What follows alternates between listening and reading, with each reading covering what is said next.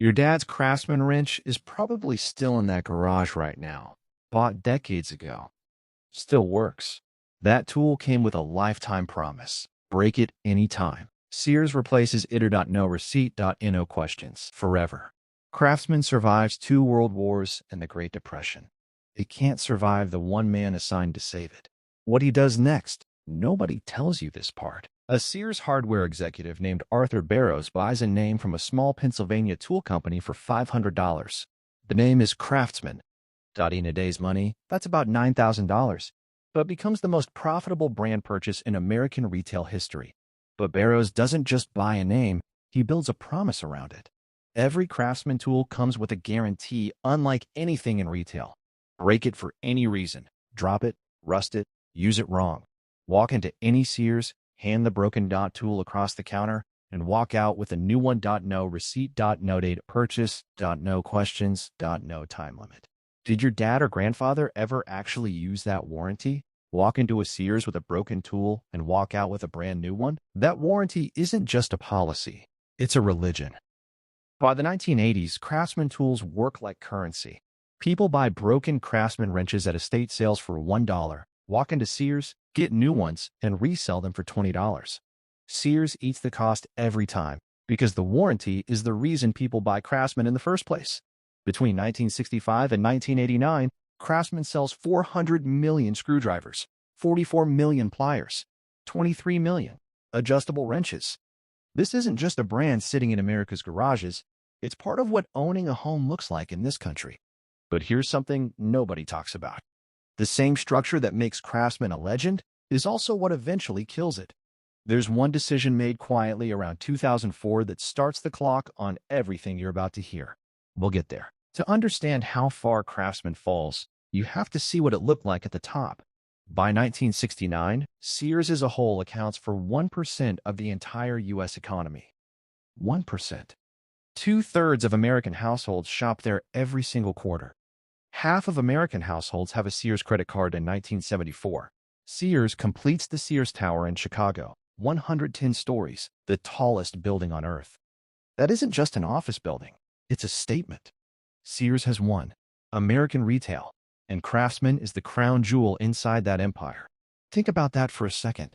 Have you ever walked into a store and trusted a brand so completely you didn't even check the price? That's exactly what Craftsman does for an entire generation. You don't compare it to anything else. You just buy it.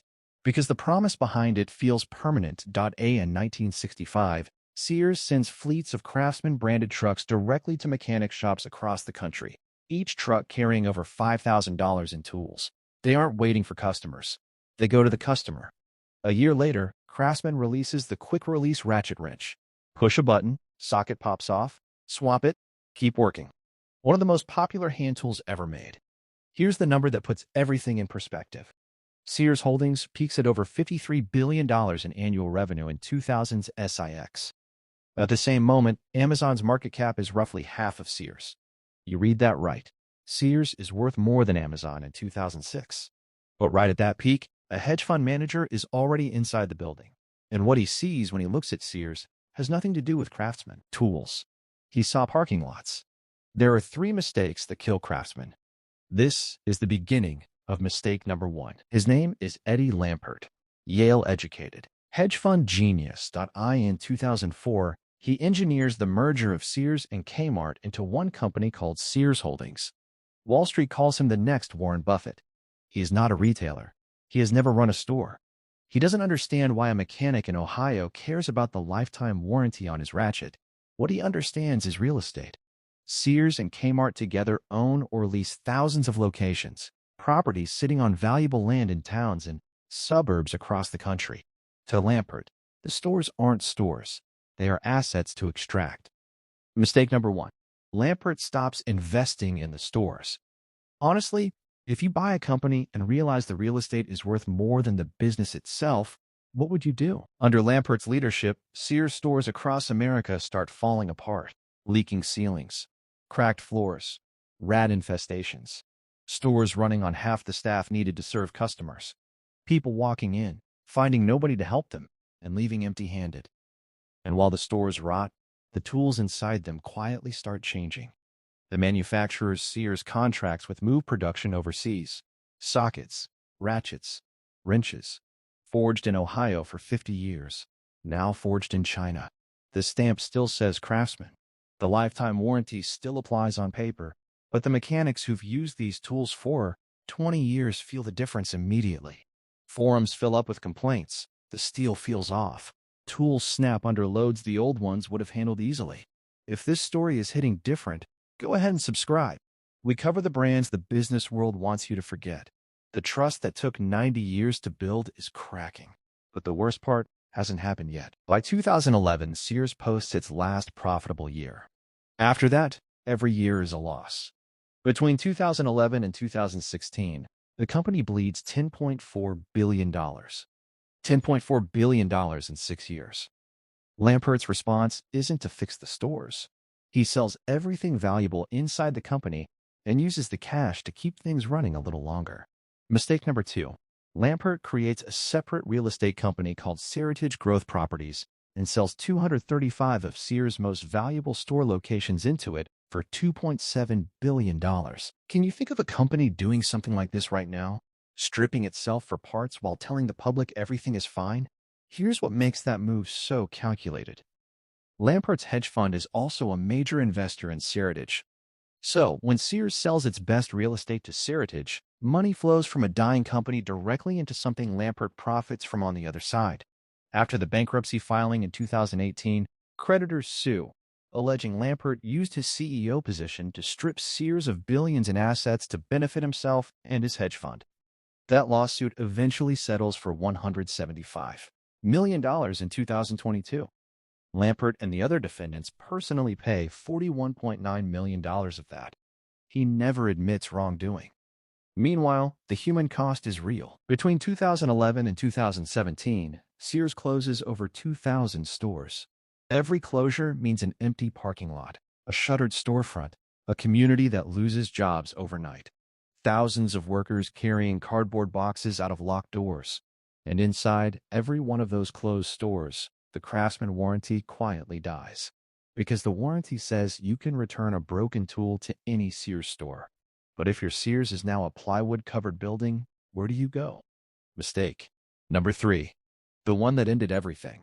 In January 2017, with cash running out and no real path forward, Sears Holdings sells the Craftsman brand to Stanley Black & Decker for $900 million. $525 million at closing.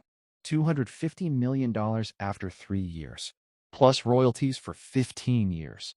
90 years after Arthur Barrows buys the name for $500, Sears sells it for $900 million. On paper, the greatest brand appreciation in American retail history. In reality, it's a confession. The company spends a decade pulling everything valuable out of Craftsman, and now it sells the name because the name is the only thing anyone still wants. The CEO of Stanley Black & Decker says it publicly. He says they buy a brand that has been left to fall apart over time to where the products are no longer the high-quality, respectable products they once were. That's what $900 million buys. A reputation half destroyed by the people who were supposed to protect it. 18 months later, on October 15, 2018, 132 years after Richard Sears buys his first shipment of watches, Sears Holdings files for Chapter 11 bankruptcy. 142 stores close on the spot.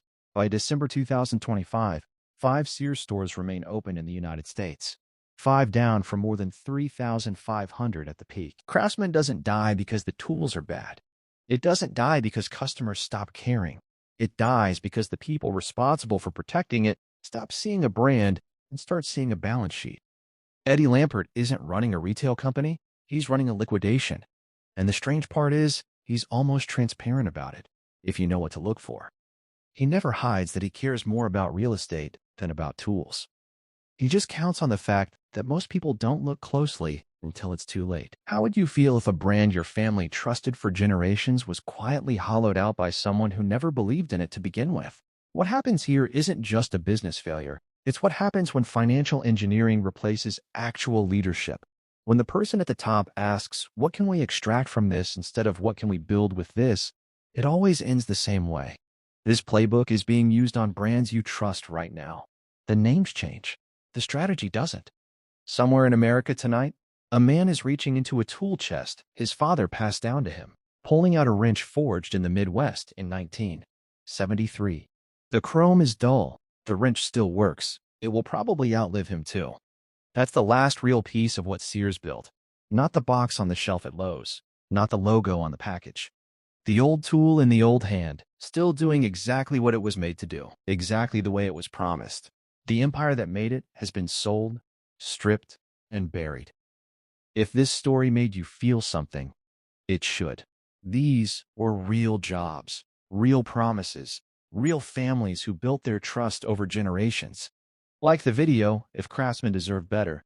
Subscribe so you're here when the next one drops. And if Wall Street destroying a legendary brand hits close to home, our last video covers another story, just like this one. 7 owners, 3 bankruptcies. How Wall Street killed Eddie Bauer. It's linked right here. Watch it next.